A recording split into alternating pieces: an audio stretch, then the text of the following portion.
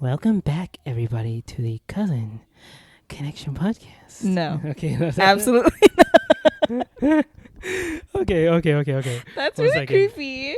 Welcome back, everybody, to the Cousin Connection podcast. Oh, sorry. Okay. Let me restart that again. Let me start again. Welcome back, everybody. Okay. Welcome back, everybody, to the Cousin Connection. podcast. This is your 10th episode coming at you live from Sada's living room. It's the 11th episode. Welcome back, everybody, to the Cousin Connection. podcast. My name's Amir, My name is Sarah. and we welcome you back to our podcast. It's the 11th episode. And just to be fully clear with you guys, this is the 50th time we're doing this. Honestly, can you just keep the rest of it in? Should I just keep all that in? Okay. Maybe at the end. Yeah, I'll just add like all the time. Today is one of those days. It's just one of those days. Yeah, okay. I can't So- hear myself, so this is weird. I don't know how you did this last week. I know, it's kind of weird because like it's... It's not as enjoyable. Yeah, I like hearing myself. So you want to get the headphones now? No, I'm too lazy. Yeah. I'll just Like what? Like you're a newscaster? Sarah's like holding her hand to her Mariah ear. Carey. You're the Mariah Carey. Oh, Mariah Carey. I was thinking Adan. Like, Why are you trying to make me look bad? Why are you trying to make me... First of all, you don't plug your ear when you make adhan, do you? yeah. Don't you see them when they're doing the Adan? They Is like that plug why their they ear. do it? Yeah, because I So feel they like could hear it like maybe it's better for like acoustics for your head. I just thought they were like going like I don't know what. I didn't know they plugged their ear. Yo, professional Adan makers out there, can you please tell us why you cover one ear? Yeah, I thought it was just like they're calling like. Well, they don't do this, right? They do this. No, yeah. Well, some of them sometimes we're motioning to like not cover your mouth, but like put your hand next to your mouth. But I see a lot of them put it next to their ear, and I think that's more for acoustics because like sometimes you have sound bouncing around, and it's easier to hear yourself if you just have one ear that's kind of focusing on the sound than two. Oh, I didn't know that. That can be complete bull, but I'm gonna go with I feel it. like you're making this up. Nah, I feel like I've learned it some way. It's all good. Yeah, let's Okay. just go with that. We'll find out. Someone will send us a message and say you guys were so wrong, but we'll find out. Yeah, we got some professionals listening here, so hopefully you can give us some better advice. But yeah, so this podcast we're gonna be centered around more of the you want to give the question, or should I put in the question? It isn't really a question; it's more of Yeah. a discussion Yeah. that we were kind of having about like Instagram and consumerism in general. We kind of touched on Instagram in the last podcast, which you guys seem to really like, how we got a little bit more vulnerable and, told Our experience. our experience and And what we like- learned from it. Like just to like interrupt. Sorry. Why? No, I just have to say, first of all, the response has been so overwhelming. I was telling Amir this like offline that it made She me a punk and she started getting complained. I really got emotional because seeing the response that people who either opened up or they were just saying like thank you, your guys' vulnerability, the response was overwhelming. Like it's a different, because we had a big response with like the relationship talks series, but this one it's like we were already, or I guess I'll speak for myself, I was really nervous to like open up on a public platform. And I didn't know how people were going to perceive the episode. I was like very anxious leading up to it. Yeah. And then hearing the response from everyone who listened to it and how much they enjoyed the vulnerability. Like, Yeah. I kind of wish we had this too, so I just wanted to say, like, honestly, thank you guys so much for the constant support. We see all of you friends and people that we don't know personally that are reposting it every week. Those who message us to ask us, like, the days that I don't always upload it, on time. They're like, where is that episode? We see you guys. We love you. We appreciate the support so much. Even if you don't reach out and you're just listening, just because, thank you. Thank you for even listening. Like, that means so much to us, and I just had to say that first before we dove into this week's episode. Yeah, so what was I getting to? Oh, and I feel the same way. I'm not really good at like the whole, expressing emotions, like what ew, you go learn today, okay? This is what we're gonna work on, okay? Amir, by the end of by the end of like this, you're gonna be so expressive, and you're gonna be telling strangers that you love them and how they like you like that shirt on you. You know, old habits die hard. We'll work on them. All right, I'll take that. But yeah, I was getting to the fact that we mentioned in our last podcast that Instagram had a lot to do with our mental well-being and like how it affected us overall. And we kind of wanted to dive into that a little bit deeper, but not only Instagram, but just general consumerism in general and how that affects us and how it can be very detrimental for not only you as an individual, but the world as a whole. The global market. Exactly. So do you want to start with, let's start with Instagram first. So Instagram or consumerism? Oh, okay, you choose. Let's go with consumerism then. Well, I was going to ask you, do you feel like you are a slave to consumerism? An interesting thing about that is that, okay, so as I was growing up, I was never really like, of course I was that kid who always wanted the toys and stuff. Yeah. But eventually, as I was growing up and like, the religion is sort of tied into this as well. Because like, you're taught as a child, it's not screwed into your head, it's beat into your head, drilled into your head.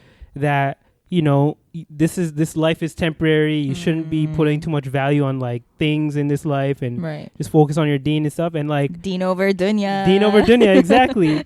and I actually like took that lesson to heart a lot. And I was at a young age, even at a young age. But there was always, and I felt like it's what messed with me mentally a lot. There's always this like competition between like people telling you that you should want these things and you just trying to be like, but we shouldn't want these things. Like the religion is telling you one thing and people are telling you another thing. Yep. And as a child, that can be so like confusing.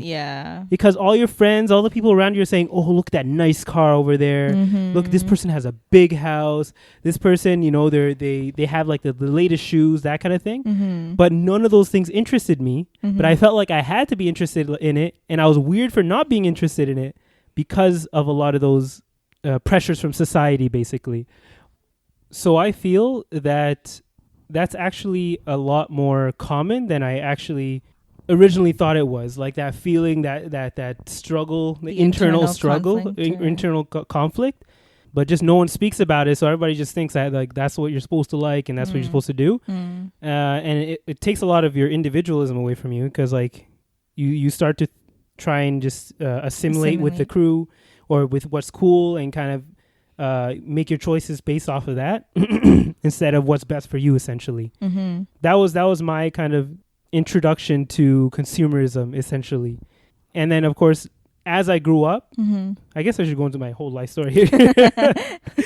As I grew up, and, you know, last week we were talking about growing as a person, failure and all that. In that same time, I was learning to take in less of what other people are saying, being more aware of what I like and whether or not that's because of what people tell me that I should like, or that's something that's good for me and that I personally like, if that makes sense. So hopefully you were trying like not to be influenced by other people. Yeah, and just do what's best for me, essentially, what I think is best for me. And that includes the aspect of my life of what I buy and like what I'm interested in. Like, you know me, I've never been interested in like the latest shoes. Yeah, I think we go shopping together and I'm like, you should get these. And you're like, what are those? Yeah, guys, just so you know, Sarah's always been like originally it was Gizman. Yeah, we would go together sometimes. Yeah, we'd actually go together all the time. My sister and Sarah as well. And like, they would be my consultants for clothing, because I just wasn't interested in what to wear, so they would buy it for me, or they wouldn't buy it for me, but they would tell me, okay, this looks good, you should get this. And I'll do that like once or twice a year, and that's so it. True. And that's all I would do when it came to buying clothing for myself, because I just wasn't interested in, like, same thing for the latest cars. Like, I've never been interested in cars or anything. These are just like the face values of like very stuff that a lot of people kind of like first think of when they think of consumerism, right? But I was never into those things. Like, I feel like you have a niche. Like, when it comes to tech, we always talk about like comparing iPhones and Androids, and you know the ins and outs. And so I feel like you're more willing to splurge on something like a high quality or a good quality tech device, whatever it might be. Yeah. But that's what you're into, not clothes or shoes. Yeah. A lot of it comes down to functionality and like being able to, I'm only at least now I'm more willing to invest in myself. So I'm willing to spend more on myself. Like that's why I like working out. So if I'm working out, I'd rather spend that on workout equipment that I can use for like the long term and will benefit my health overall. So yeah, I guess I should throw it back into you. So what's your opinion on consumerism? Like what's your relation to consumerism? I guess that's what we're kind of working on right now.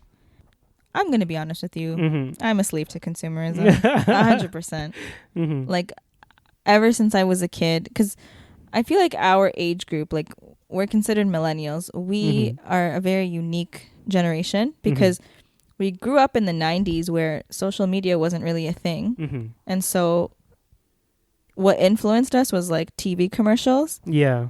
And our friends at school. And then we got into the 2000s and the 2010s. And oh my god, isn't that crazy? We're so old. The 2010s. Now we're in the 2020s. That's oh my god. But it's the shift from going from like TV and in-person influences to like Twitter, Facebook, YouTube, Instagram, Snapchat, whatever else, TikTok. The shift has been so like we got the best of both. I mean, we got both of the aspects of it. You know what I mean? And so for me, I 100% was always like, I always had to have the latest Barbie. Do you remember how much I used to love Barbies? Yeah. But that's when you were a kid. I feel like there's a certain age where like it's like okay to be. But like my interest shifted. So like from as a kid, it's like I always wanted the toys. Well, actually, yeah, because if you think about it, that's like your training to be a consumer. Exactly. And then I also had my older brother who like when it came to like shoes, I was good with like, you know, Skechers. Yeah. He'd be like, ew, Skechers. You need to get Nikes. And I was like, Nikes? Those are boy shoes. I remember this. And if he's listening, he's probably laughing now. And he's like, you know what? I put her on. I gave her the swag that she has. Which, fine, I'll give him that credit. But like, whether it was like shoes, clothes, not really, because that was my mom. Yeah. Music, movies, like the shows that you watched. Do you remember sometimes at school they'd be like, oh, do you watch this show? Like Pokemon was like the biggest thing at one point. Do you remember that? Because like you only had TV. You didn't have the internet to kind of find all those different shows. You had specific shows that came on at specific times, and if you missed it, you were done. You weren't part of the conversation next day. Unless you had like those parents that had the DVR, VHS, and they would like literally record it. You know, those are the real ones. Yeah, actually, I found some recordings like a while ago when I was going through the VHSs and digitizing them. Like I found one VHS where like it was, I don't know, some kids video, and then halfway through it, it's recording like a basketball game or something like that. You recorded that? I don't know who recorded. I think they accidentally did that. Oh. Where they accidentally recorded over. Maybe they had, because in the VHS back in the day, they used to have a record button where you can literally just record to it. Like on the like actual the VHS player, yeah. Because whatever. What is it called? The thing. VHS player. Oh. Right? No, but like the actual like the little black thing with the two circles. VHS. Oh. Yeah. Wow. It's like a DVD player. What's the thing called? A DVD. Oh, yeah, true. Wow. That's how far removed you are from the 90s now? Come on now. Clearly, I forgot my roots. Wow. I mean, yeah, I guess. Like, that's the thing, though. Like, so for me, I grew up being very much like a slave to consumerism. And my parents knew. And it was like dangerous because they're like, if we keep getting her what she wants, she's going to grow up to be spoiled and whatever. Yeah. I would like to say that I'm not spoiled now. Well, now you have your own money, so if anyone's going to be spoiling, you're going to be spoiling yourself. But even with that, like even as like remember when we got our first phones? Yeah. I desperately wanted the new iPhone. Like at the time, the iPhone 1 or whatever came out in 2008, I think. Yeah. Yeah, I wanted it so bad because I remember Miley Cyrus had one, and I was like, well, if Miley has one, she's an international superstar. I need one too. Oh my god. So I knew that, and I remember like when we went to university, I was so adamant on getting a MacBook. I don't know why. Yeah. Do you remember that? I that's when I feel like that was like the last time I was like the big consumer, because I got the MacBook too. We all got it. Yeah, we all got it at the same time. The same exact one. Yeah, and actually before, remember, we used to flex with those. We had so many trends. We had the Apple trend, but then before that, there's a Hollister trend. Oh my god. Abercrombie and Fitch. Yes. There are a lot of trends we were falling to. And like when we were really young, it was like Gap was like the Old clothing Navy to wear. Yeah. We had like different stages as we were going up. Any of the girls, if you guys remember La Senza Girl. Oh they my had, god. Do you remember La Senza Girl? Or is that gone now? Yeah, I'm pretty sure it's gone. Yeah. I think there was another one. I can't remember, but anyway, like it's so crazy. Like when I think back now, the way that like my mindset has changed about consumerism. But for me, it was always like I needed to have the latest tech, anything that seemed cool. I wanted it.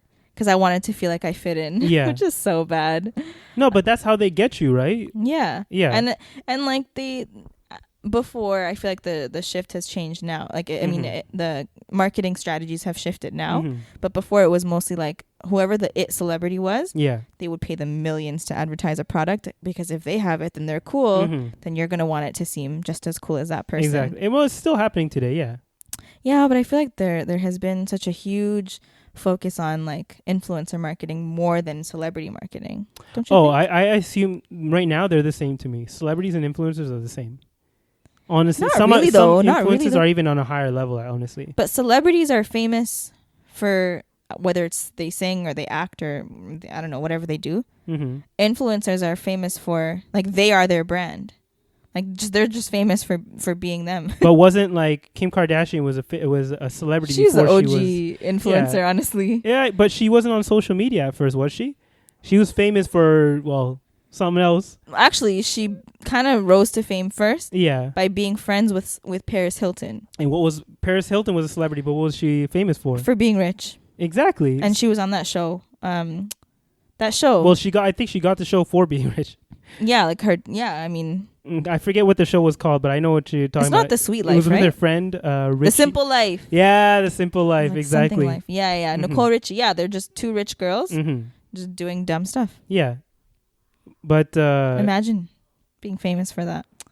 Well, now that's almost like the thing now where people are just famous for being famous or famous just for being them. Like, well, a lot of it now I feel like is weird because it just comes down to how the person looks.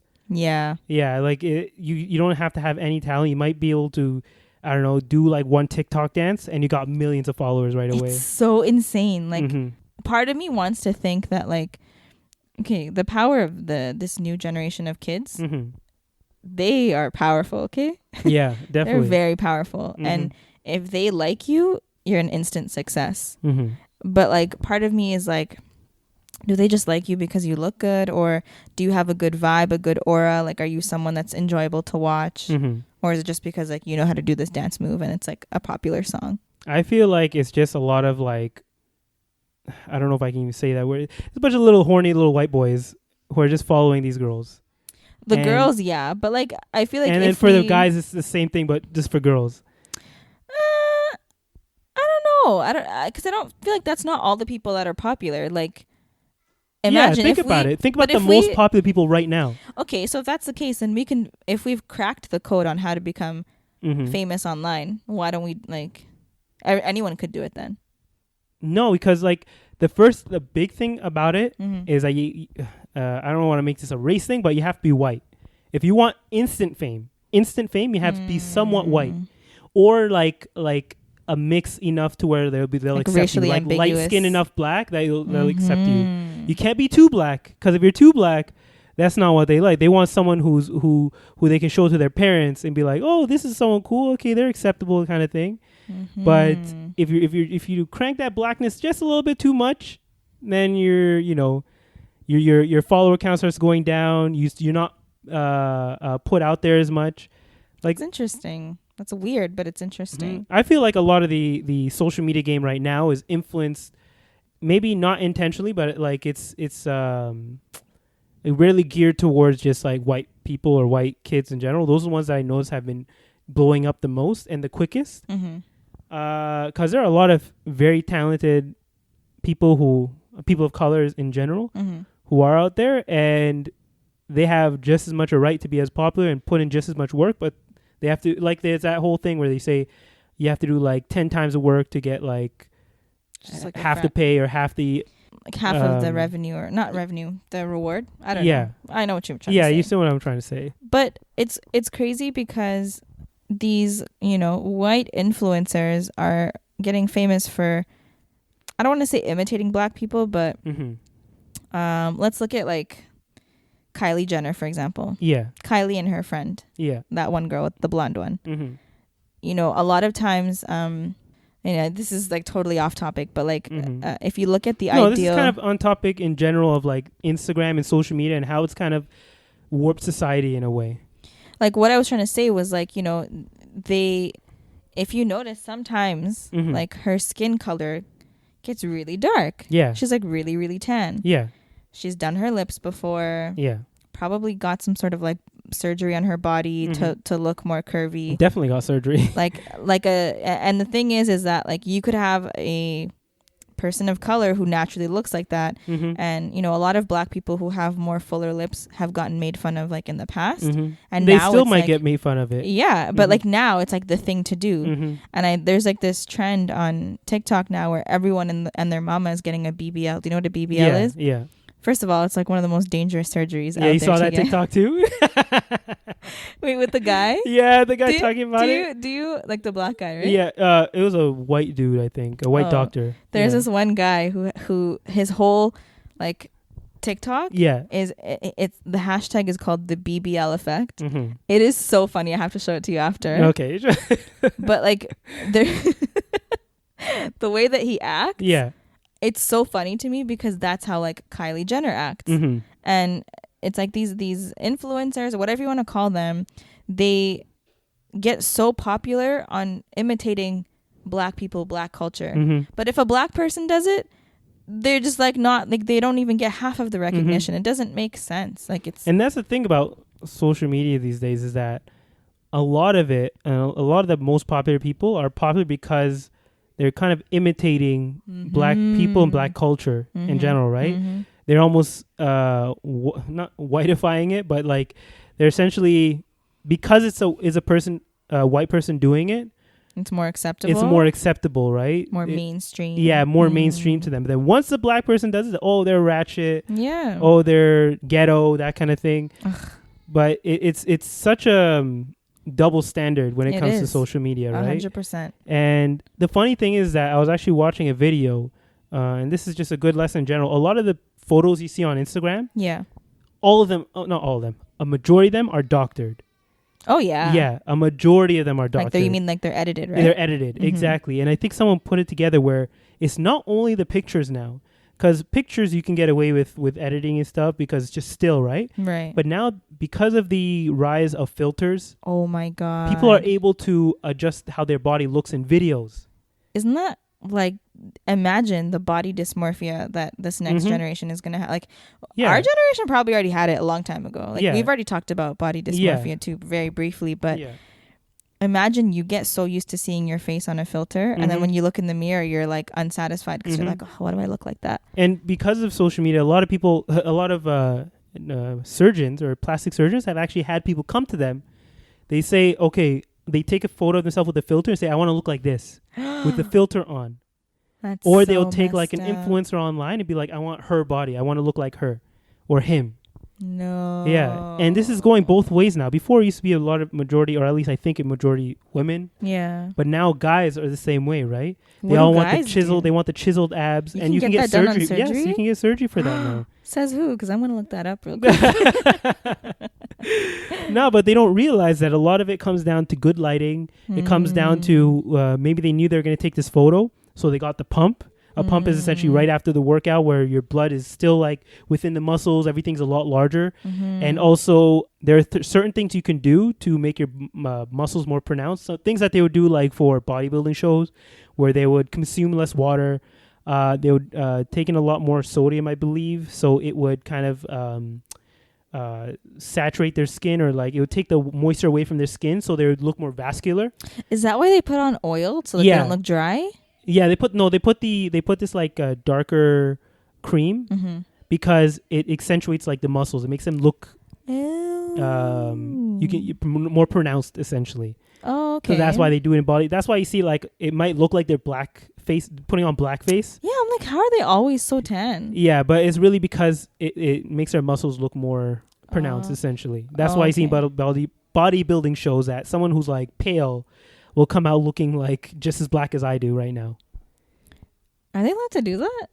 It might look like blackface, but really it's just for the show so their muscles look more pronounced. Oh, okay. But I guess that's what maybe we're trying to get at when it comes to Instagram and social media in general, is that, and we mentioned it even last time, like a lot of it is a lie and they're trying to, it's a lie that's being sold to you so that you would consume more. And that's how the consumer culture kind of ties into this, right? Yeah. Because like a lot of times those people who have those distorted bodies, and I love how you said distorted bodies. well, like not distorted bodies, so distorted pictures or edited pictures is because they're trying to sell you that lifestyle, right? That's so even true. though even for that person who's in that photo, it wasn't unattainable for them. They had to edit themselves to look that way. Like the skinny teas or whatever, the laxative teas. And there's actually that thing with what's her name? What? Not to rag on the Kardashians all the time, but Khloe Kardashian recently got mad because a photo of her came out that was undoctored essentially, and she looked a little bit more like, chunkier than normal. Yeah. And it's because they didn't do any touch up to the photo, and she was mad that got out, even though at the same time she's also advocating for body positivity at the same time. She fully has a show about it too. Yeah, there's a lot of hypocrisy going on right now within social media, where people are trying to tell you, be positive about your body. Everybody's different kind of thing. At the same time, they're doctoring their own photos to look a certain way. And I think everyone should be aware of that the person that you're following online, even if you think that they're trustworthy, you can trust them, like you should still kind of take everything you see with a grain of salt, because you don't know whether or not someone else has touched it up, because maybe this person doesn't have control over that photo at the time and someone else doctored it for them, and they're not aware of it, just to give them the benefit of the doubt. I mean, yeah, like ultimately I feel like even if the person who's advertising something feels like they can't live up to it, it ultimately comes down to like the science of marketing, right? Like you're more likely to be drawn towards a photo that's just like pleasing to the eye versus someone like another photo, like you want bright colors, you want clean lines, like there's so much science and like there's so much behind it that whether they like it or not, they find themselves like, even if you were to take a great picture and you're like, oh yeah, this looks good, someone who has a marketing lens would look at it and be like, oh, you know what, let me fix up the lighting. Oh, your shirt looks a little wrinkled here, let me edit that really quick. Oh, let me add like an extra muscle on your arm. Like it's just it's very crazy, because before we don't even realize, but this constant need for editing, it's like this it kind of becomes like unconscious and not unconscious, subconscious.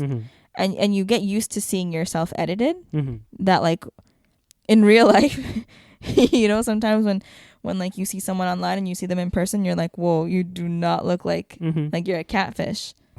And it's so crazy, because we're so like, I don't know if we're gonna continue to be as heavily influenced by social media as we once were.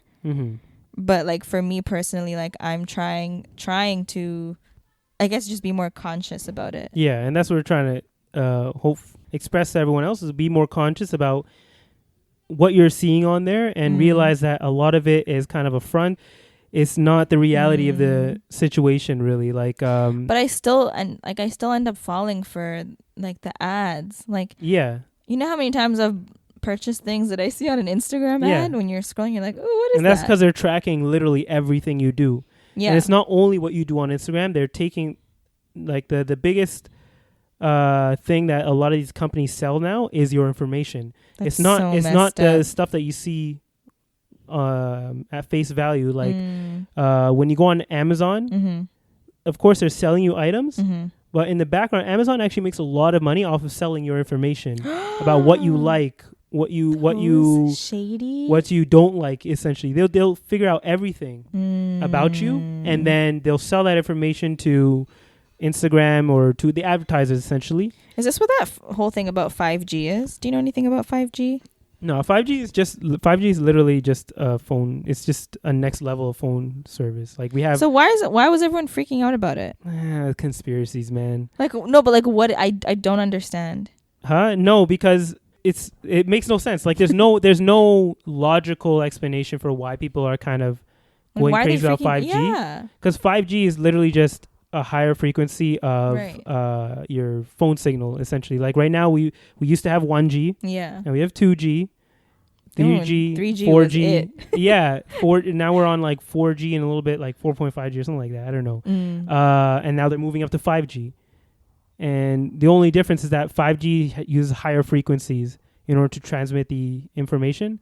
And actually, 5G is not really that efficient because you actually need more towers for 5G. And maybe that's why it was coming up, because a lot more towers have to be built for them. Right. Because they don't transmit as far as a regular tower would normally.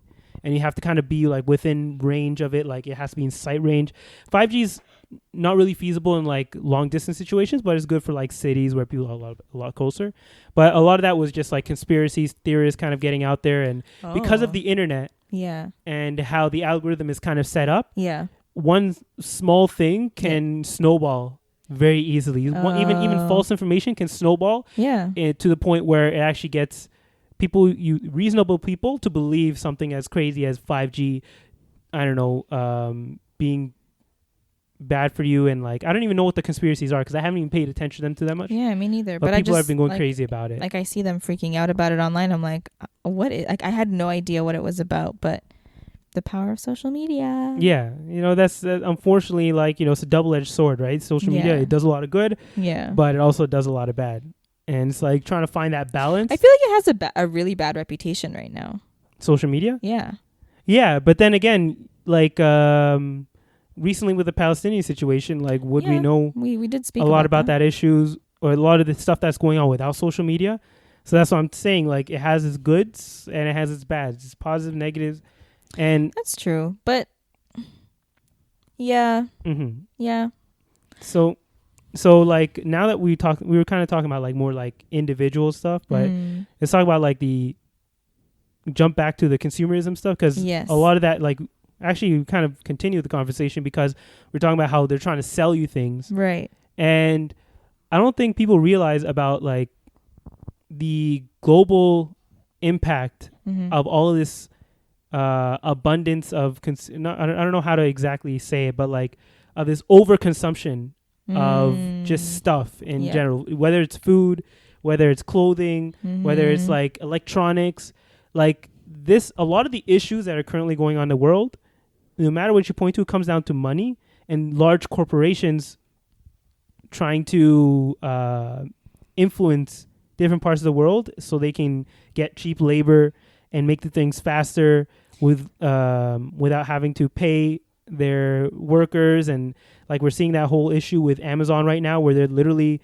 making their workers like pee in cups as they're standing there, because like they don't treat them like people. They treat them like a number. Like let's say this person was only able to scan like 10 products in the last 30 seconds. It's like, why didn't you do 15? Why didn't you do 20? Serious? Yeah, and they make them, and they have to improve all the time to the point where these people literally can't go for bathroom breaks because they don't want their numbers to drop. Because once their numbers drop, they replace you right away. You're so replaceable. Hell no. And that's due to this I want it now attitude, essentially. Oh my god. Okay, let me just say, a famous poet once upon a time, he said, "More money, more problems." This girl. But what I'm trying to say is that it does ultimately come down to money, and that I want it now. That's perfect. I what I wanted to say to you was literally they're in a monopoly. Like they have no competitors. I think maybe when they first started, like there was eBay, but like who even remembers eBay anymore? Yeah. You know what I mean? So I can't think of a single company that is a direct competitor of Amazon. Yeah, because they've taken over essentially, right? And now they have so much influence that they can lobby against anything that would come at them in any way or regulate them in any way. We have to be very aware of this current growth of like I want an attitude, and we have to kind of learn to kind of pull back a little bit and be more aware of our purchases in general, because like let's say not only Amazon, let's go into like other parts of the world. What about like fashion? Like look at Yeah, fashion. so fast fashion. That's what I was gonna go to. Yeah. Well, I was gonna actually go to technology, but we can talk about fashion as well. Okay. Because like in fashion, Yeah. you got people joke about it where they say like there's some kid in India making your Jordans, or there's some That's kid so in like sad. there's some like small kid in Taiwan or something Yeah. making your T-shirts or whatever. And right. people joke about this, but this is the reality of It's the situation. true. And Yeah. those people are not being paid anything, barely Maybe anything. get like a cent a day or something crazy yeah, like that. just so it can't be constituted as slavery. But a lot of times it is slavery. That's so sad. And unfortunately, like this is something we're aware of, but we still feed into the beast. There are some ethical brands, but the thing with fast fashion is cheap labor results in cheap products. Yeah. And you could be someone who does ethical consumption, and you're Mhm. going to buy a t-shirt for $45 and you feel good because you're like, okay, no one was harmed in the making of this t-shirt. Yeah. Whereas you could go to certain brands and get the same exact looking t-shirt. It's not the same Mhm. quality, Mm-hmm. but it looks exactly the same for $10. Mm-hmm. So here's one person who paid $45 and you paid $10 for it. Yeah, and this monster has been growing over time. It just and because of the whole fast delivery services that we're getting now, like people don't want to think about where it's coming from as long as they can get it by tomorrow. Yeah. Essentially, right? Yep. Like your phone, all the components of our phones come from like slave labor in Africa for the minerals and in China for the people who put it together. Like it's the reality of the situation. We all are aware. I think we're all aware. We all kind of know it in the back of our mind. But if you think about it too much, you get too depressed. So you're like, you know what? I'm just not going to think about it Right. and hope that they come out with a better version next year. That's so sad, but very true. Everything comes at a cost. And I think we have to start being aware of what that cost is, because we talk about like Black Lives Matter. We talk about the Palestinian struggle, but like a lot of those things are being driven by our constant need for this like consumption. Exactly. Abundance of consumption. Like Yeah. we have, whenever people come from like a third world country, they're surprised by like how much extra we have. Like we're literally throwing good products out into the garbage Yep. because we have too much of it. And I feel like in those countries, the reason they don't want the large corporations, they don't want those places to become developed and to increase like their economic status is because if they do, then they're gonna have to pay their workers better, and they don't want to pay their workers better, so they'd rather have those people live in a lower class and a lower lifestyle, right? So they continue to feed off of them. So they make these products that they literally don't even have access to. Yeah, these people are making these $200 Jordan shoes, and they can't even put shoes on their own feet. It's making me so depressed. But the thing is this is the reality of consumerism. And I'm not defending the corporations in any way whatsoever, but you also have to think about it from that perspective. It's like when you have these multi-million, billion-dollar corporations, they're able to make that much money because they're paying the tiniest amount for the labor to produce their products, and then they upsell it by like 100% or even more. And they make all this money. Like that's how they're able to get that successful. Imagine if they paid their workers like say, okay, even if they did outsource to another country, and they paid them a fair wage, something that's a livable wage for that country. And that's just paying the workers. We also have to pay for the actual product, like the materials to make the product. And then there's the distribution costs. Look at me talking like I know what I'm talking about. I don't know what I'm talking about. But honestly, if people... but when you think about it, imagine they actually spend real money. Like they're not just spending cents to make something. And they're selling it. They either would sell it for 10 times more than what we're already paying, which can you imagine an iPhone can be as expensive as like $2,000-$3,000? A phone. And people still buy it. Man. No, but like I think...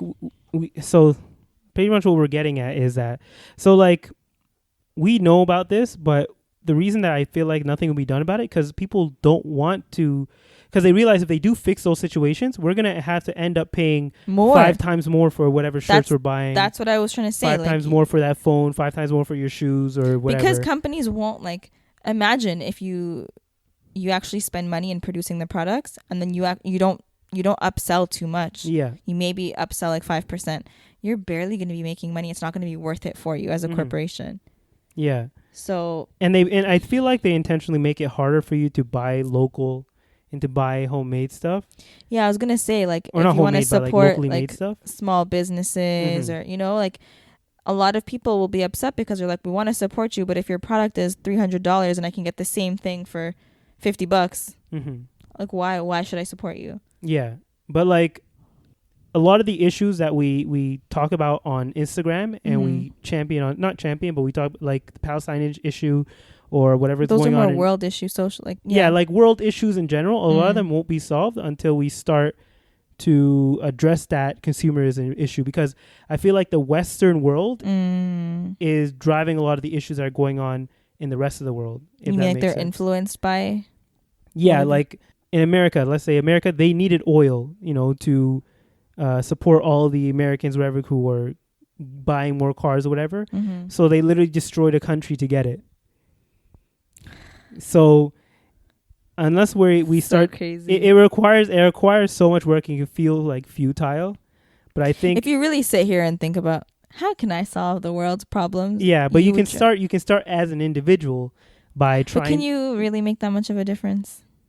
But that's the thing. If you start to think like that, you'll never change. Yeah, nothing will change, right? Yeah, it starts with one. That's true. And then you just kind of hopefully build on top of that.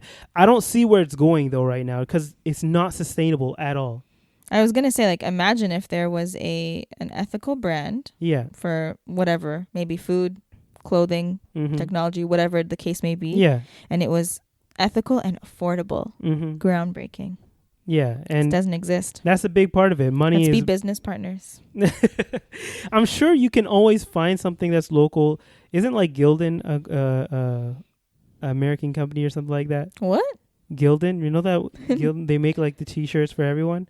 But I'm sure that like there are options. It's maybe going to be a little bit more expensive. That's the thing I'm saying. Like, imagine if there was a brand that was ethical and affordable. They're not right now, unfortunately. Yeah.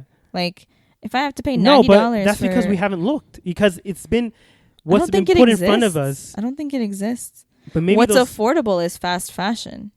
But maybe those companies, fast fashion is affordable, but like maybe those companies want to make you think that there's no options out there, but really there are. They're just pushing them down because they don't want you looking the other direction. They want you focus on their products and what they're selling. And they have the money to make you do that by putting it up in front of you on Instagram, putting up in front of you on YouTube or wherever you are advertised to, essentially. That's true. But then, this is where, like, okay, for example, this is how I don't want to say I'm a slave to consumerism, but I also use social media to my advantage. Like, if I want to try a makeup product, or I want to buy a perfume, or I'm thinking of buying something that's like I'm going to be spending some money on, I'll go to YouTube and I'll look up reviews. And I won't just watch one or two. Like, I'll watch a couple. Because you can kind of tell someone's authenticity on camera, right? Like, you can tell if they're like being paid to say this, or if they're like, no, I actually, like, I went and bought this myself. You're more likely to trust that person's opinion. And so in that sense, I could be influenced. There are so many things I bought because I watched a review on YouTube or Instagram or whatever. Have you ever purchased anything like, when you're scrolling on Instagram and they have like those random ads? Has anything ever caught your eye and you purchased?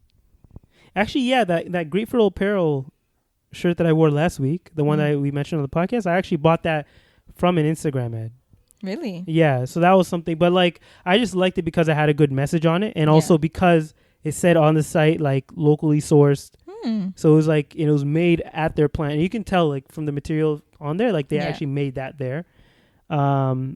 So I do pay attention to those things, and I think that's what I'm trying to get at. Is like pay attention to where you're getting these things from, because even though we know in the back of our mind that like there's some like Indian, how do I keep going to Indian kid? There's some kid out there who's not being paid, probably has like only a t-shirt and like some raggedy shorts on, that's putting this together. Like, just knowing that might be where my clothing is being sourced from may deter me from actually buying it. So I'd rather see that if it's made locally, or at least within a place where I know it's being kind of ethically sourced. But then again, you feel like you're taking away money from those people. I was just gonna say, like, if you stop buying the products and they're not gonna, you know, like one time I used to work in a shoe store, and I was looking at this one shoe, and when you're selling shoes to people, like, you have to check the sizes. So I flipped the shoe upside down and it said made in Ethiopia. And I was like, oh my God. And it's crazy because, like, for us, for example, where our parents are, you know, our family's in Ethiopia, like, when you go back home, don't you take like a whole bunch of your old clothes? Yeah. And you're just giving it right back to them? Making the world go around. I mean, it's like some people from like, I don't know, China or whatever, and from people in America, they went back to China and they like had a bunch of stuff with them. It's like, oh, I remember making this. I remember putting this together. Oh my God.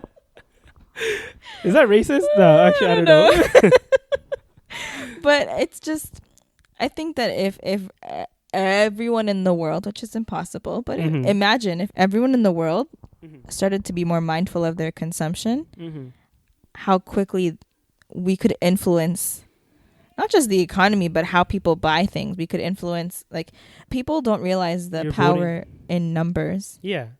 And so, like, I guess, you know, this podcast, this discussion between Amir and I, honestly, I feel like, first of all, we're checking ourselves. Like, you know, are we really a slave to consumerism? I wholeheartedly, like, I'll be honest, I am. And I think the pandemic kind of helped me, like, now. Yeah. If I'm about to like scroll on an app and see like, oh, what do I want to buy? It's like, do I need this? You know what I mean? Because I don't go out. I don't need to go and buy the new summer 2021 fashion. Because like, what am I going to do? Wear it in my house? Exactly. You know? So that has kind of helped change the way that I make purchases. And now it's more so of like, I would rather purchase, just like what you said, like, is this going to serve me in the long run? Is it something that's going to be beneficial to your health? Or like you said, like you're investing in yourself. Yeah.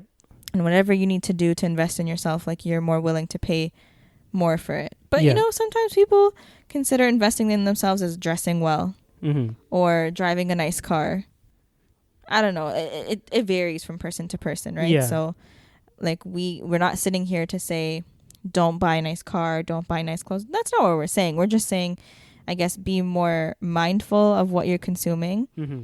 Fast fashion can work sometimes. I get it. It's convenient. Yeah, but you're also, if you're against a lot of those things that are going on, remember that you're voting with your dollar.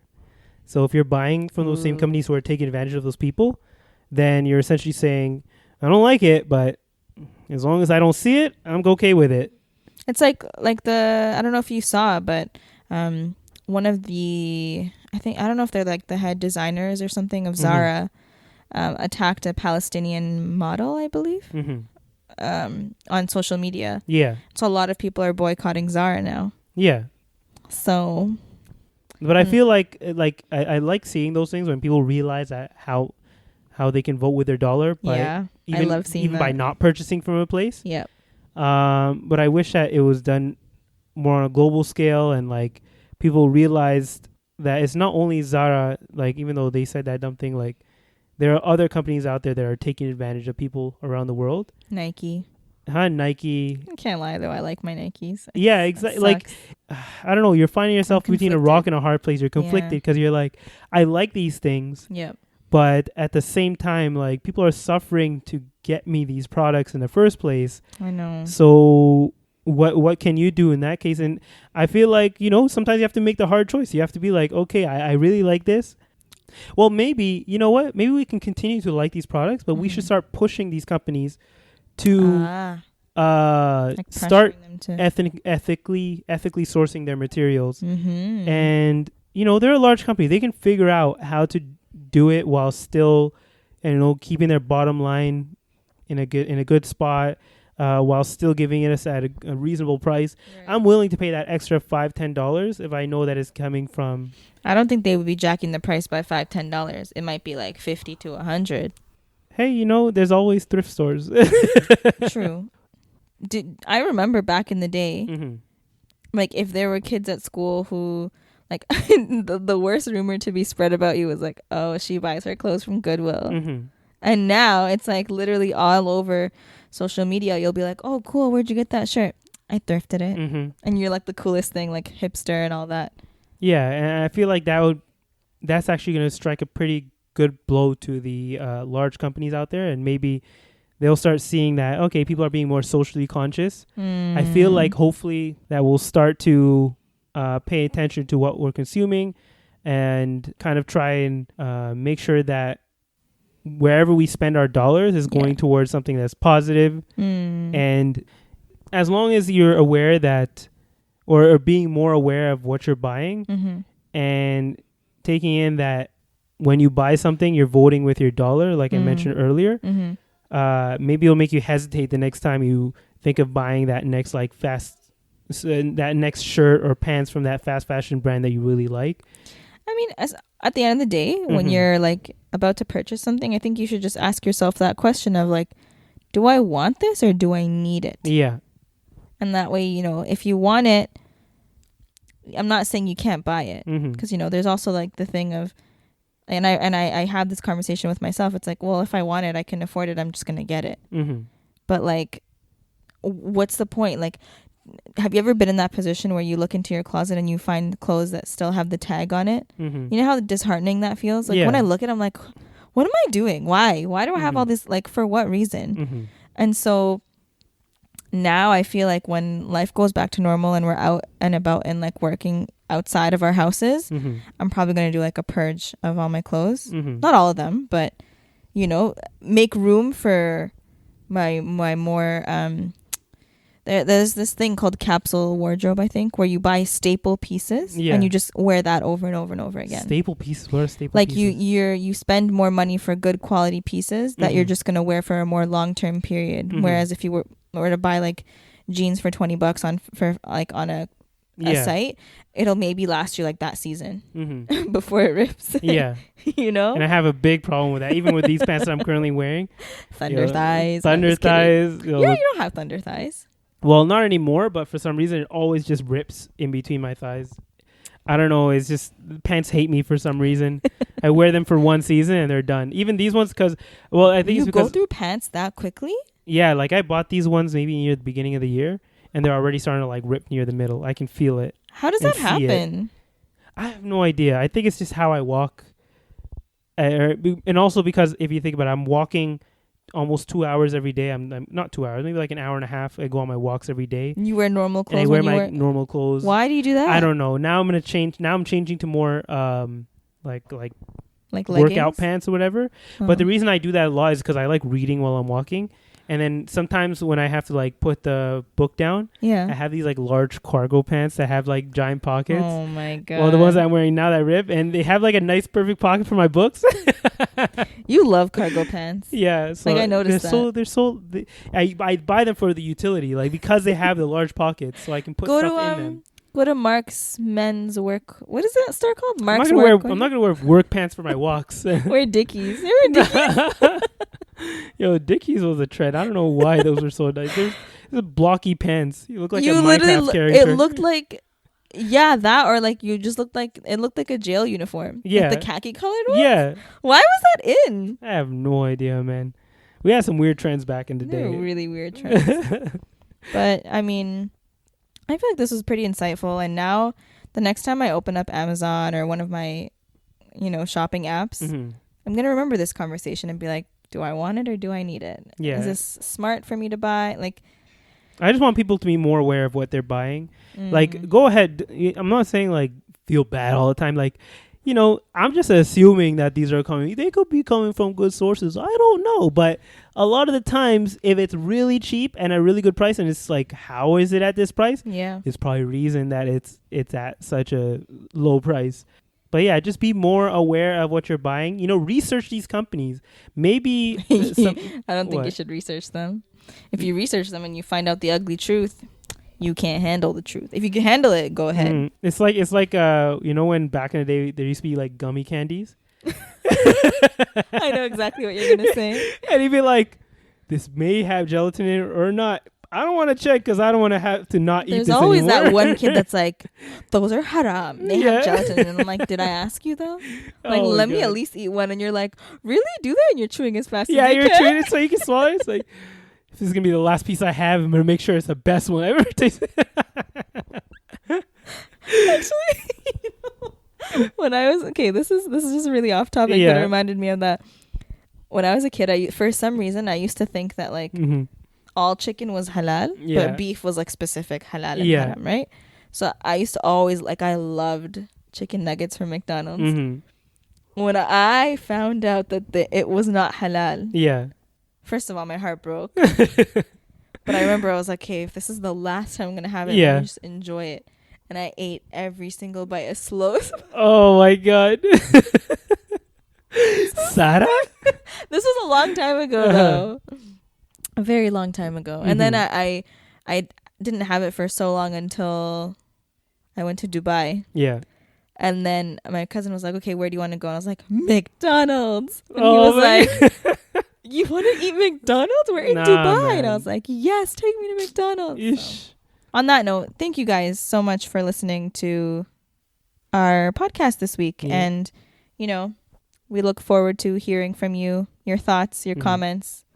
We should nickname ourselves like the African Ramblers. And say that. I think I mentioned that before.